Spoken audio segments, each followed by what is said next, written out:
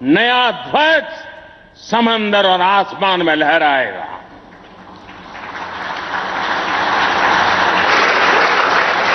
कभी रामधारी सिंह दिनकर जी ने अपनी कविता में लिखा था, नवीन सूर्य की नई प्रभा, नवीन सूर्य की नवीन प्रभा, नमो नमो नमो, नमो स्वतंत्र भारत की ध्वजा, नमो नमो नमो।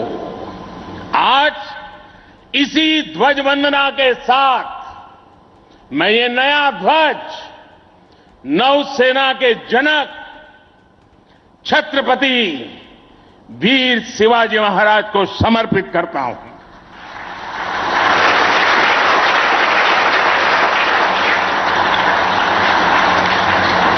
मुझे विश्वास है भारतीयता की भावना से ओतप्रोत ये नया ध्वज भारतीय नौसेना के आत्मबल और आत्मसम्मान को नई ऊर्जा देगा।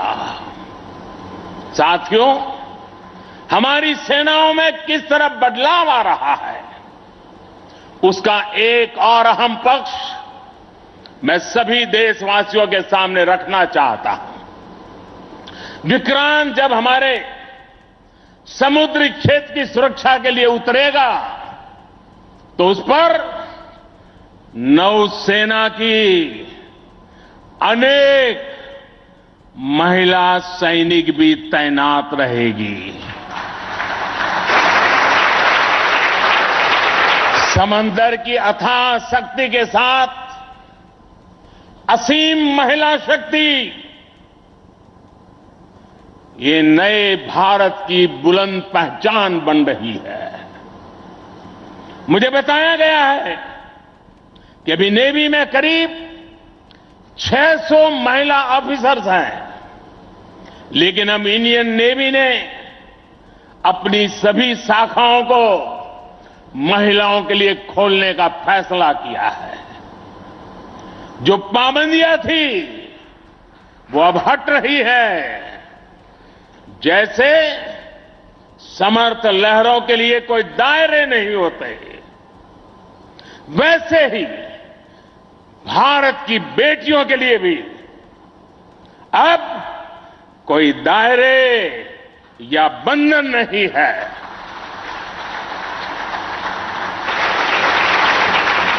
अभी 1-2 साल पहले विमेन ऑफिसर्स ने तारिणी बोट से पूरी पृथ्वी की परिक्रमा की थी।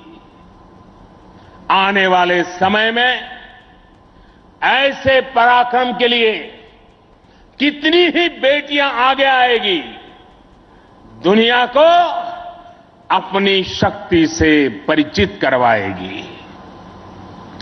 नेवी की तरह ही तीनों सशस्त्र सेनाओं में युद्धक भूमिकाओं में महिलाओं को शामिल किया जा रहा है। उनके लिए नई जिम्मेदारियों के रास्ते खोले जा रहे हैं। साथियों, आत्मनिर्भरता और आजादी को एक दूसरे का पूरक कहा जाता है। जो देश जितना किसी दूसरे देश पर निर्भर है, उतना ही उसके लिए संकट है। जो देश जितना आत्मनिर्भर है, वो उतना ही सशक्त है। कोरोना के संकट काल में हम सभी ने आत्मनिर्भर होने की इस ताकत को देखा है, समझा है, अनुभव किया है। इसलिए आज भारत आत्मनिर्भर होने के लिए पूरी शक्ति से काम कर रहा है। आज अगर अथाह समंदर में भारत की ताकत का उद्घोष करने के लिए आईएनएस विक्रांत तैयार है, तो अनंत आकाश में यही गर्जना हमारे तेजस कर रहे हैं। इस बार 15 अगस्त को पूरे देश ने लाल किले से स्वदेशी तोप की हुंकार भी सुनी है।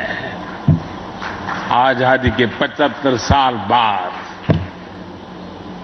सेनाओं में रिफॉर्म करके भारत अपनी सेनाओं को निरंतर आधुनिक बना रहा है, आत्मनिर्भर बना रहा है।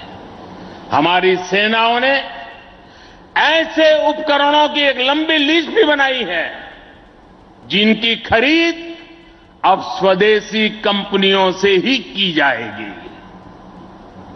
डिफेंस सेक्टर में रिसर्च और डेवलपमेंट के लिए 25% बजट भी देश की यूनिवर्सिटीज और देश की कंपनियों को ही उपलब्ध कराने का निर्णय लिया गया है।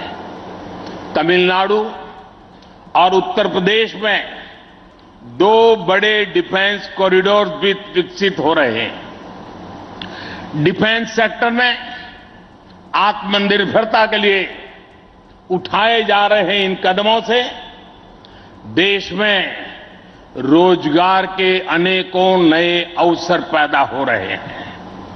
साथियों, एक बार लाल किले से मैंने नागरिक कर्तव्य इसकी भी बात कही है।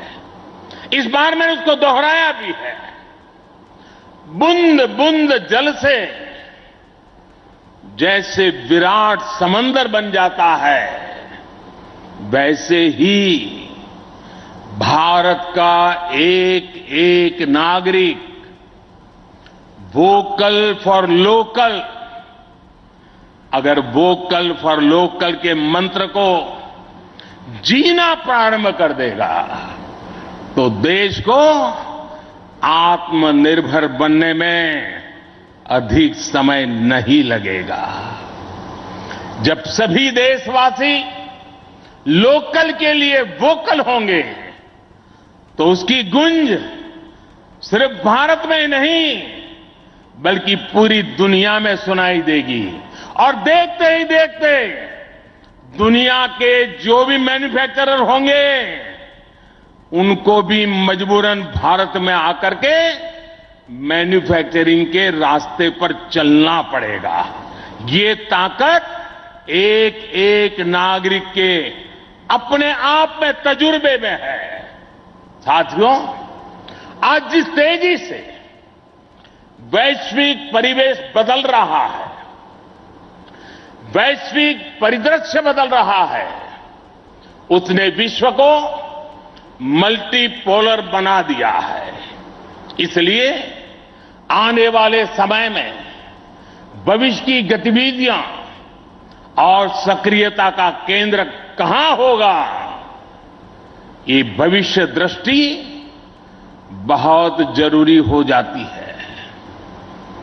उदाहरण के तौर पर पिछले समय में इंडो पैसिफिक रीजन और इंडियन ओशन में सुरक्षा चिंताओं को लंबे समय तक नजरअंदाज किया जाता रहा, लेकिन आज ये क्षेत्र हमारे लिए देश की बड़ी रक्षा प्राथमिकता है। इसलिए हम नौसेना के लिए बजट बढ़ाने से लेकर उसकी क्षमता बढ़ाने तक हर दिशा में काम कर रहे हैं। आज चाहे ऑफशोर पेट्रोल वेसल्स हो, सबमरीन्स हो या एयरक्राफ्ट कैरियर्स हो, आज भारत की नौसेना की ताकत अभूतपूर्व गति से बढ़ रही है। इससे आने वाले समय में हमारी नेवी और मजबूत होगी। ज्यादा सुरक्षित सी लेन्स, बेहतर मॉनिटरिंग और बेहतर प्रोटेक्शन से हमारा एक्सपोर्ट, मैरीटाइम ट्रेड और मैरीटाइम प्रोडक्शन भी बढ़ेगा। इससे केवल भारत ही नहीं बल्कि दुनिया के दूसरे देशों और विशेषकर हमारे पड़ोसी मित्र राष्ट्रों के लिए व्यापार और समृद्धि के नए रास्ते खुलेंगे। साथियों, हमारे यहां शास्त्रों में कहा जाता है और बहुत महत्वपूर्ण बात कही जाती है और जिस बात को हमारे लोगों ने संस्कार के रूप में जिया है, हमारे यहां शास्त्रों में कहा गया है, विद्या विवादाय धनम मदाय शक्ति ही परेशान परपीडनाय खलस्य साधो विपरीतम एतत् ज्ञानाय दानाय च रक्षणाय। अर्थात दुष्ट की विद्या विवाद करने के लिए, धन घमंड करने के लिए और शक्ति दुष्करों को प्रताड़ित करने के लिए होती है। लेकिन सज्जन के लिए ये ज्ञान, दान और कमजोर की रक्षा का जरिया होता है। यही भारत का संस्कार है। इसलिए विश्व को सशक्त भारत की ज्यादा जरूरत है। मैंने एक बार पढ़ा था कि एक बार जब डॉक्टर एपीजे अब्दुल कलाम से किसी ने पूछा कि आपका व्यक्तित्व तो बड़ा शांति प्रिय है, आप तो बड़े शांत व्यक्ति लगते हैं, तो आपको हथियारों की क्या जरूरत लगती है? कलाम साहब ने कहा था, शक्ति और शांति एक दूसरे के लिए जरूरी है। और इसलिए आज भारत बल और बदलाव दोनों को एक साथ लेकर चल रहा है। मुझे विश्वास है, सशक्त भारत शांत और सुरक्षित विश्व का मार्ग प्रशस्त करेगा। इसी भाव के साथ हमारे बहादुर जवानों को, वीर सेनानियों को आदरपूर्वक उनका गर्व करते हुए आज के इस महत्वपूर्ण अवसर को, उनकी वीरता को समर्पित करते हुए आप सबका मैं हृदय से बहुत बहुत धन्यवाद करता हूं। जय हिंद। देवियों और सज्जनों,